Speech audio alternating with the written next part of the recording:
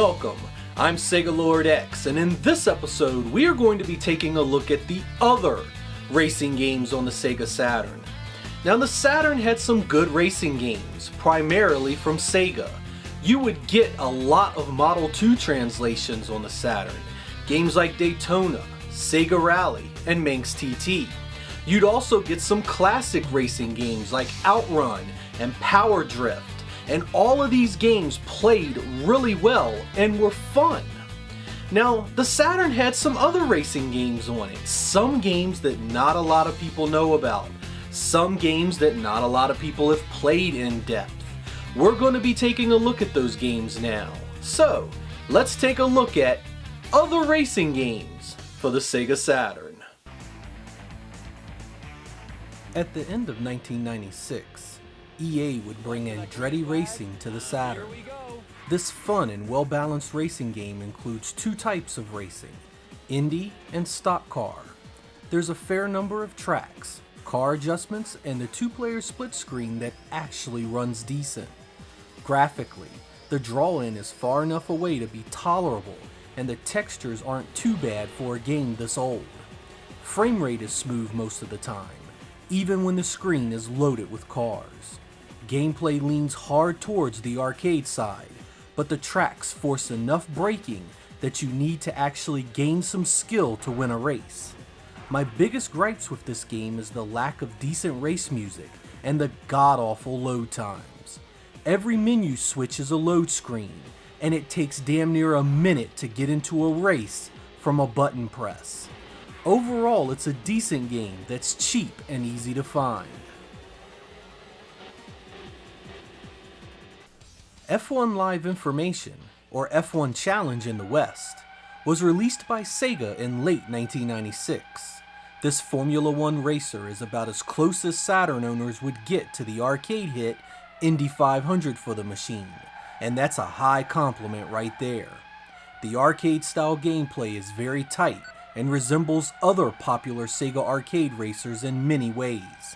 The graphics lack the flair of games like Daytona and Sega Rally, but it all runs smoothly with a draw-in distance that isn't overly obnoxious. The lack of race music strips away any personality and is without question the game's biggest flaw. Had the developers added some mood music to complement the great race car sounds, it'd have been fantastic. As it stands today, this game is ultra cheap and easily obtainable. It's one of the better racers in this episode, and something of a hidden gem in the Saturn racing library. Formula Kart Special Edition was published by Sega and released in mid-1997. This go-kart racer features tiny tracks that keep you bunched up with other racers for the entirety of the race. Surprisingly, instead of being irritating, this actually creates an incredible sense of urgency and drama, as each race is decided in the final seconds nearly every time. Gameplay is floaty and responsive all in one, allowing you to stay in slides for nearly the entire race. Unfortunately, that edge of your seat intensity comes at the cost of being the type of racing game where one mistake takes you out of contention, requiring a restart nearly every single time.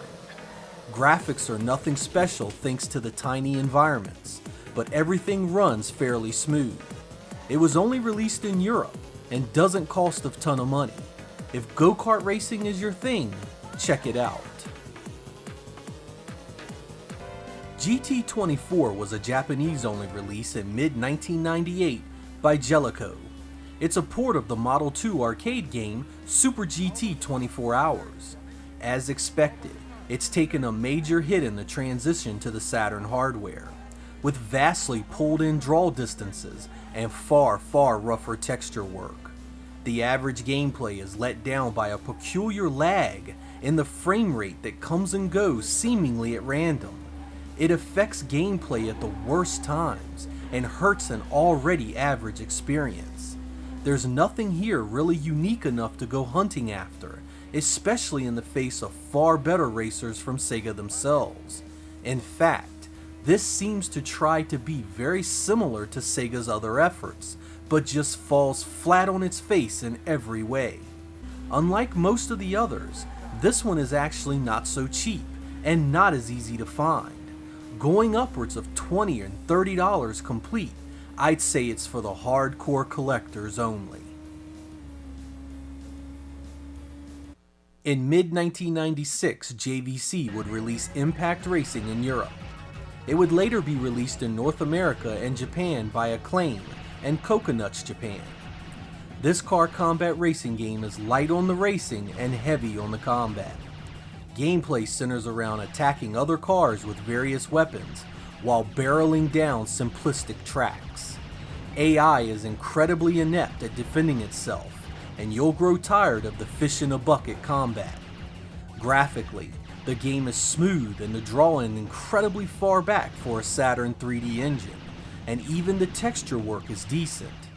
The soundtrack isn't anything special, but it does fit the theme and mood of the game. This one needed a few more months of fleshing out the combat and tightening up the AI, and it could have been a really fine game. As it stands, it's an average car combat game that is nothing special. On the plus side, like most of these games, it's cheap and easily found. Add it to your collection if you're looking for something a bit different.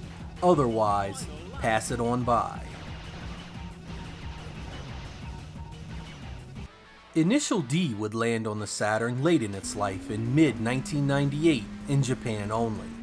My initial impressions of this were extremely negative. The draw-in is right on top of the vehicle, and there is next to no background detail at all.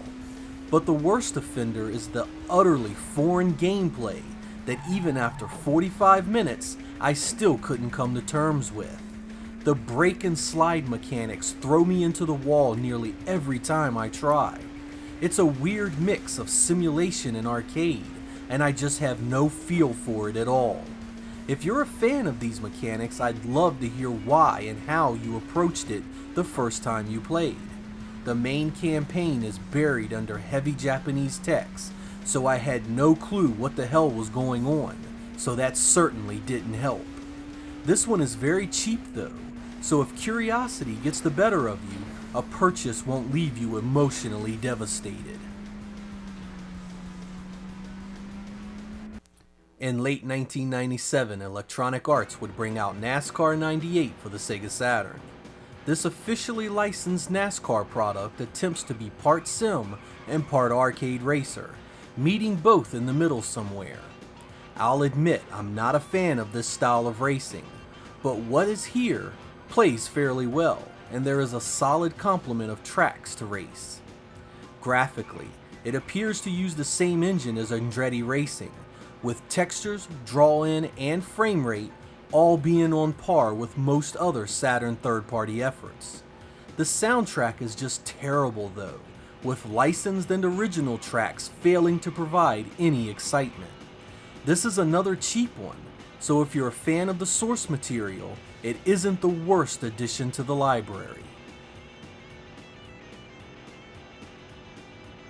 Street Racer Extra hit the Saturn in late 1996 in Japan and Europe, thanks to Ubisoft. This kart-style racer is a hidden gem on the Saturn in my opinion.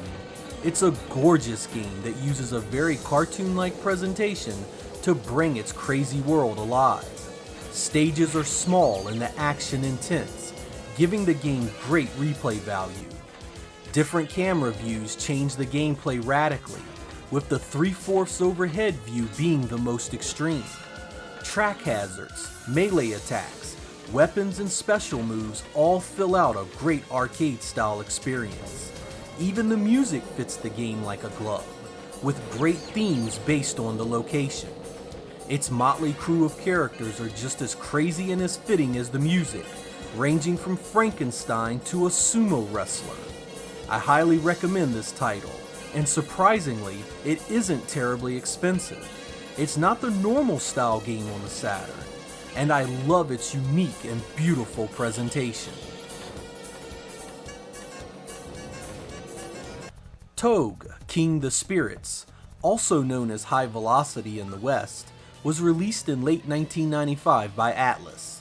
Based on popular mountain pass racing in Japan, This racer has great music, some of the best draw distances on the machine, and impressive vertical rises and falls, giving you a real sense that you're racing on an actual mountain.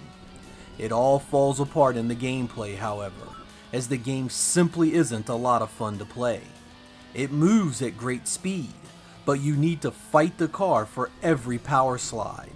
The game is also hard, with AI-controlled cars running laps perfectly, meaning a mistake might as well mean restarting every single time. This isn't a bad game, however, especially at its meager asking price. If you can conquer the fatiguing power slide mechanics, there is a game here worth playing. There was a second in the series released on the Saturn as well, called King the Spirits 2.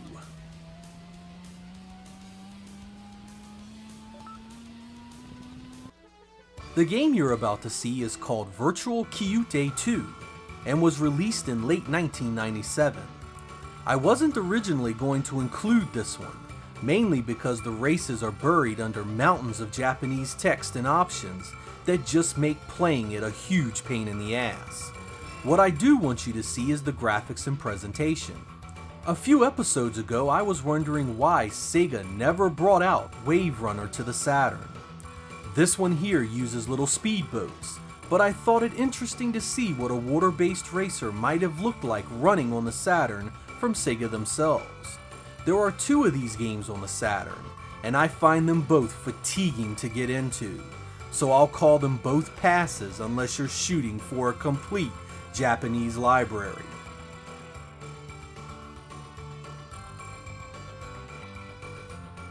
Wangan Dead Heat was released in late 1995 by Pack-In Video. It would be known as Highway 2000 outside of Japan. This early release game has surprisingly solid graphics. The draw distance is quite good, as is the frame rate. Texture work is also surprisingly good, with nothing looking muddy or distorted. I absolutely adore the light Japanese rock and metal soundtrack, as it reminds me of the shoot-'em-ups of the era. Gameplay lands completely on the arcade racer side of the scale, with speed taking priority over technical expertise.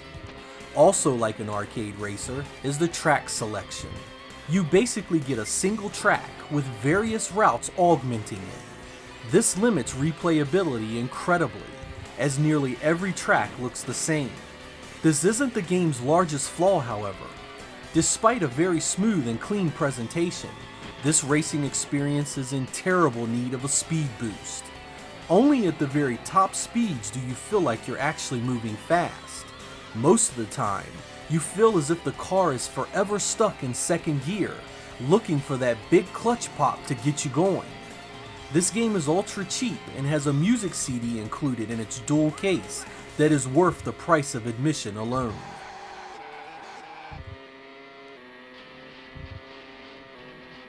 Zero-4 Champ Doozy J Type R was released in mid-1997, and I don't think I've ever been as bad at a game in my life as I am at this one. I've had this game for years, and I've never been able to win a single race.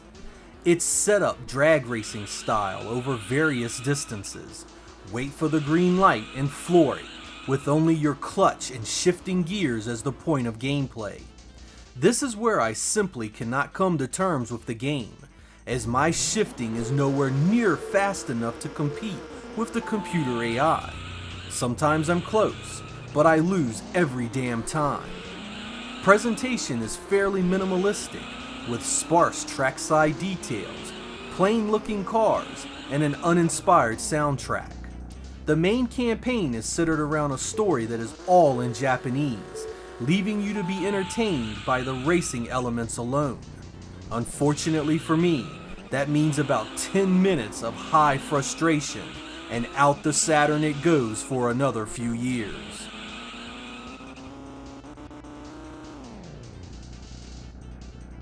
Now, with Sega's racing games being so well received on the Saturn, why in the world would you want to bother with some of these other racing games? Well, the truth of the matter is that most of these games are not worth chasing down. But the price is right.